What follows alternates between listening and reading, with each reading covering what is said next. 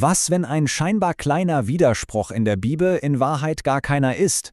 Stellt euch mal vor, die unterschiedlichen Beschreibungen von Jesu Gewand vor seiner Kreuzigung wären in Wirklichkeit ein versteckter Code. Heute schauen wir uns eine wirklich faszinierende Interpretation des Ministeriums Offenbarung enthüllen an, die genau dieses Detail als Schlüssel zu einer verborgenen prophetischen Zeitachse sieht. Also, die Evangelien geben uns 4 verschiedene Beschreibungen dieses Kleidungsstücks. Für viele ist das einfach nur ein kleiner Widerspruch, nichts Großes. Aber Offenbarung enthüllen sagt, Moment mal, das ist kein Fehler, das ist ein Hinweis. Ein Schlüssel zu einem viel, viel größeren prophetischen Fahrplan. Okay, da müssen wir jetzt mal tiefer eintauchen. Um dieses Rätsel zu knacken, müssen wir zuerst den Interpretationsschlüssel verstehen, den Offenbarung enthüllen vorschlägt. Die Grundidee ist eigentlich ganz einfach. Jedes der 4 Evangelien wurde prophetisch für eine ganz bestimmte Gruppe von Menschen in der Endzeit geschrieben. Und hier wird's richtig interessant. Seht euch das mal an. Lukas, so die Auslegung, spricht zu einer Gruppe, die der großen Trübsal, also einer Zeit des Gerichts, entkommen wird, die Braut Christi. Markus richtet sich an die breitere Kirche, die einen Teil davon miterleben wird. Matthäus spricht speziell zur Nation Juda und Johannes zu den 144.000 versiegelten Dienern aus Israel. Das ist der Rahmen für alles Weitere.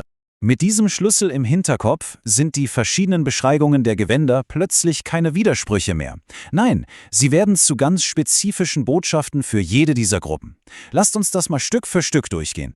Wir fangen mit Lukas an. Hier wird das Gewand nicht mit einer Farbe beschrieben, sondern als prächtig. Und warum? Die Antwort liegt im ursprünglichen griechischen Wort.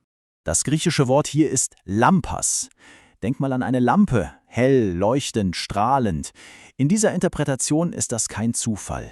Dieses prächtige Gewand symbolisiert die Braut Christi, die vorbereitet, leuchtend und bereit ist, der kommenden Trübsal zu entkommen und entrückt zu werden. Sie ist sozusagen die erste Gruppe, die geht. Als nächstes kommt Markus. Hier wird zur Hauptgemeinde gesprochen, zur großen Ernte der Kirche. Und hier wird das Gewand als purpurn beschrieben.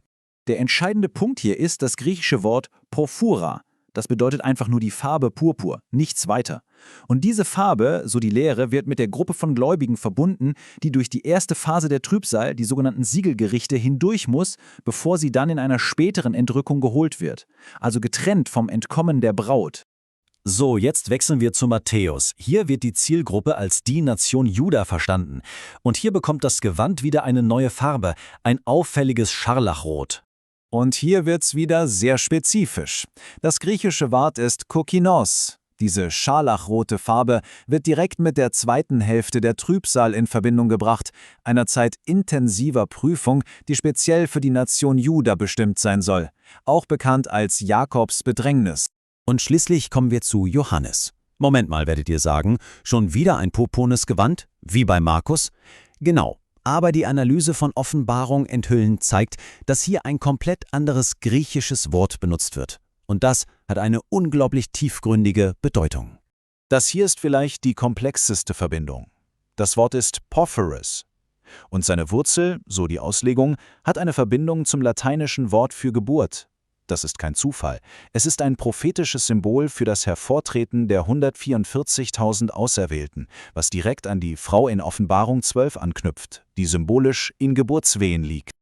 Okay, wir haben jetzt diese ganzen Puzzleteile, die 4 Gewänder, die 4 Gruppen. Aber was für ein Bild ergibt das, wenn wir sie zusammensetzen? Das führt uns zu einem prophetischen Kalender, der doppelt so lang ist, wie die meisten ihn kennen. Und das hier ist wirklich ein zentraler Punkt dieser Lehre. Vergesst die klassischen 7 Jahre. Hier geht man von 2 aufeinanderfolgenden 7-jährigen Gerichtsperioden aus und jede zielt auf eine andere Gruppe ab. Diese Zeitlinie zeigt den ganzen Ablauf. Alles beginnt, so die Theorie, mit dem Entkommen der Braut. Direkt danach folgen 7 Jahre der Siegelgerichte, die sich an die Kirche richten. Am Ende dieser 7 Jahre die Entrückung der Haupternte. Aber dann ist es noch nicht vorbei. Dann beginnt eine zweite 7-jährige Phase der Trübsal, die Posaunengerichte, die sich hauptsächlich gegen Juda richtet. Man muss sich das also wirklich wie 2 unterschiedliche Perioden vorstellen, die nacheinander ablaufen. Die erste, die Siegel, ist für die Kirche. Die zweite, die Posaunen, ist für Juda. Und jede dieser Phasen dauert 7 Jahre.